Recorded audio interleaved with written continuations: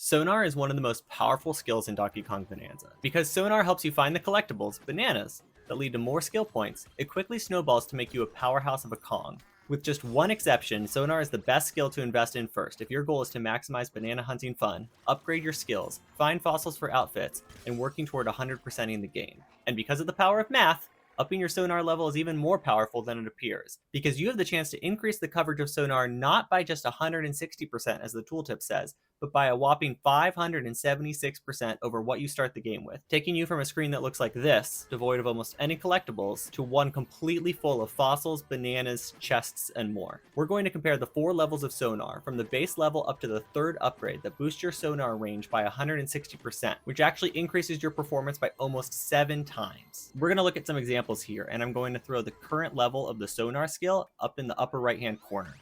The only thing we can see from this position is one battle room. When we upgrade the skill one time, we add to that one banana, one battle room, one chest, and one fossil. When we go to rank 2, we grab another banana on top of that. From this spot, there's no advantage to adding rank 3, but I believe that's because we're finding every collectible on this small island. So we went from one battle room to 2 bananas, one battle room, one chest, and one fossil. From one item to 5, a 5-fold or 400% increase. Moving on to the freezer layer, when we're at the base level of Sonar, we can't see anything from this position. Going up to rank 1 spots us one regular fossil and one of the special giant fossils, which was so close to us, but we still couldn't see it without upgrading the Sonar to at least rank 1. Adding another rank doesn't change anything, but when we get to rank 3, we can now see 3 fossils and one giant fossil. So we went from 0 items to 4. You can't even calculate what that increase is, but we can estimate it as a 4-fold increase. Now a quick math lesson to show why this works so well. It's all because the area of the scanning range that you're actually able to cover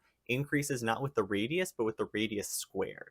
So if we set the base radius to 1, then the radius increases to a maximum of 2.6, which is the 160% increase that the tooltip promises, right? But the area is increasing much faster than that. So the base area here would be 3.14 pi, right? But it increases all the way up to more than 21, which is almost 7 times larger than the area covered with the base Sonar skill. Here's what that looks like. All the way on the left with blue, which is the base unupgraded Sonar skill, to purple, which is the maximum upgrade. That 6.7, nearly 7 times larger area that you're covering with every hand slap. Moving on to the forest layer, at the base skill of Sonar, we can spot one fossil from our position here under the Architectone. Adding a rank nets us 1 additional fossil for 2 total. Going up to rank 2, we can now see 4 fossils from our vantage point. And by rank 3, we can see 4 fossils, 1 challenge room, and 1 battle room. So we now have 6 items where we used to have just 1. A 6-fold increase or a 500% increase. And then moving on to the Tempest layer, from this location, we start without being able to see any collectibles in sight.